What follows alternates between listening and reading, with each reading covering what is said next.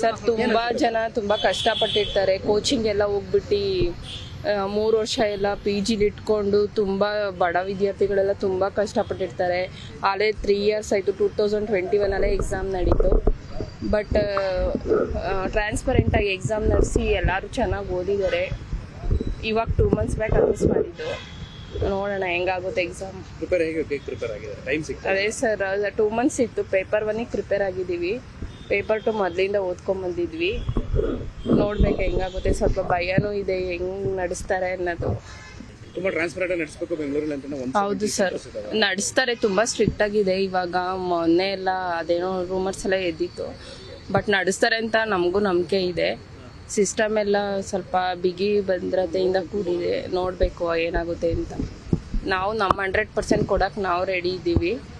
ಅವಾಗಲೇ ಈ ಥರ ಸ್ಕ್ಯಾಮ್ ಆಗದೆ ಹೋಗಿದ್ರೆ ಇಷ್ಟೊತ್ತಿಗೆ ನಾವು ಒಂದೊಂದು ಸ್ಟೇಷನಲ್ಲಿರೋರು.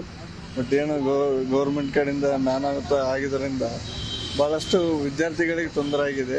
ಪಾಪ ಎಮ್ಮ ಪ್ರೆಗ್ನೆಂಟ್ ಇರೋರು ಇಷ್ಟೊತ್ತಿಗೆ ಎಲ್ಲೇ ಇರೋರು ಅಂಥಕ್ಕೆ ಬಂದು ಎಕ್ಸಾಮ್ ಬರೀತಾರೆ. ಇಂಥ ಪರಿಸ್ಥಿತಿ ಬರ್ತಿದ್ದಿಲ್ಲ. ಪ್ರಿಪ್ರೇಷನ್ ಮಾಡೋಕೆ ಭಾಳ ಟೈಮ್ ಸಿಕ್ಕಿದೆ, ಬಟ್ ಅದರಷ್ಟು ಹೋಪ್ ಕಳ್ಕೊಂಡಿದ್ದೀವಿ ಭಾಳಷ್ಟು ಜನ.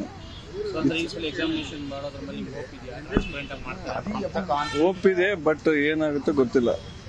ಲಾಸ್ಟ್ ಟೈಮ್ ಅಟೆಂಡ್ ಮಾಡಿದವಾಗ ಏಜ್ ಇತ್ತು, ಈಗ ಲಾಸ್ಟ್ ಟೈಮ್ ಇದು ಲಾಸ್ಟ್ ಅಟೆಂಪ್ಟ್ ಆಗ್ತಿದೆ.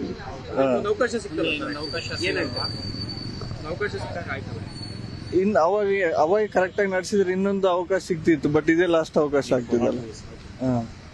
ಅದಾಗಿ ತೊಂದರೆ ಆಗ್ತಿದೆ. ಸರ್ ತುಂಬ ಜನ ತುಂಬ ಕಷ್ಟಪಟ್ಟಿರ್ತಾರೆ. ಕೋಚಿಂಗ್ ಎಲ್ಲ ಹೋಗ್ಬಿಟ್ಟು 3 ವರ್ಷ ಎಲ್ಲ PGಲಿ ಇಟ್ಕೊಂಡು ತುಂಬ ಬಡ ವಿದ್ಯಾರ್ಥಿಗಳೆಲ್ಲ ತುಂಬ ಕಷ್ಟಪಟ್ಟಿರ್ತಾರೆ. ಆಲೇ 3 ಇಯರ್ಸ್ ಆಯಿತು, 2021 ಎಕ್ಸಾಮ್ ನಡೀತು. ಬಟ್ ಟ್ರಾನ್ಸ್ಪರೆಂಟಾಗಿ ಎಕ್ಸಾಮ್ ನಡೆಸಿ ಎಲ್ಲರೂ ಚೆನ್ನಾಗಿ ಓದಿದ್ದಾರೆ.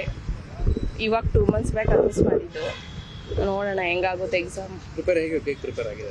ಅದೇ ಸರ್ 2 ಮಂತ್ಸ್ ಇತ್ತು. ಪೇಪರ್ 1ಗೆ ಪ್ರಿಪೇರ್ ಆಗಿದ್ದೀವಿ, ಪೇಪರ್ 2 ಮೊದಲಿಂದ ಓದ್ಕೊಂಬಂದಿದ್ವಿ. ನೋಡ್ಬೇಕು ಹೆಂಗಾಗುತ್ತೆ. ಸ್ವಲ್ಪ ಭಯನೂ ಇದೆ ಹೆಂಗ್ ನಡೆಸ್ತಾರೆ ಅನ್ನೋದು. ತುಂಬಾ ಟ್ರಾನ್ಸ್ಪರೆಂಟ್ ಆಗಿ ನಡೆಸಬೇಕು ಬೆಂಗಳೂರಲ್ಲಿ ಅಂತ. ಹೌದು ಸರ್, ನಡೆಸ್ತಾರೆ. ತುಂಬ ಸ್ಟ್ರಿಕ್ಟ್ ಆಗಿದೆ. ಇವಾಗ ಮೊನ್ನೆ ಎಲ್ಲ ಅದೇನೋ ರೂಮರ್ಸ್ ಎಲ್ಲ ಎದ್ದಿತ್ತು, ಬಟ್ ನಡೆಸ್ತಾರೆ ಅಂತ ನಮಗೂ ನಂಬಿಕೆ ಇದೆ. ಸಿಸ್ಟಮ್ ಎಲ್ಲ ಸ್ವಲ್ಪ ಬಿಗಿ ಭದ್ರತೆಯಿಂದ ಕೂಡಿದೆ. ನೋಡಬೇಕು ಏನಾಗುತ್ತೆ ಅಂತ. ನಾವು ನಮ್ಮ 100% ಕೊಡಕ್ಕೆ ನಾವು ರೆಡಿ ಇದ್ದೀವಿ. ಅವಾಗಲೇ ಈ ಥರ ಸ್ಕ್ಯಾಮ್ ಆಗದೆ ಹೋಗಿದ್ರೆ ಇಷ್ಟೊತ್ತಿಗೆ ನಾವು ಒಂದೊಂದು ಸ್ಟೇಷನಲ್ಲಿರೋರು.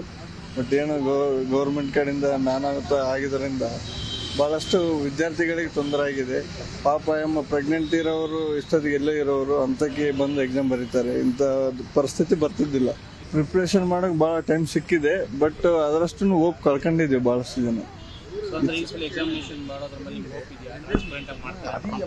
ಹೋಪ್ ಇದೆ, ಬಟ್ ಏನಾಗುತ್ತೋ ಗೊತ್ತಿಲ್ಲ. ಲಾಸ್ಟ್ ಟೈಮ್ ಅಟೆಂಡ್ ಮಾಡಿದವಾಗ ಏಜ್ ಇತ್ತು, ಈಗ ಲಾಸ್ಟ್ ಟೈಮ್ ಇದು ಲಾಸ್ಟ್ ಅಟೆಂಪ್ಟ್ ಆಗ್ತಿದೆ.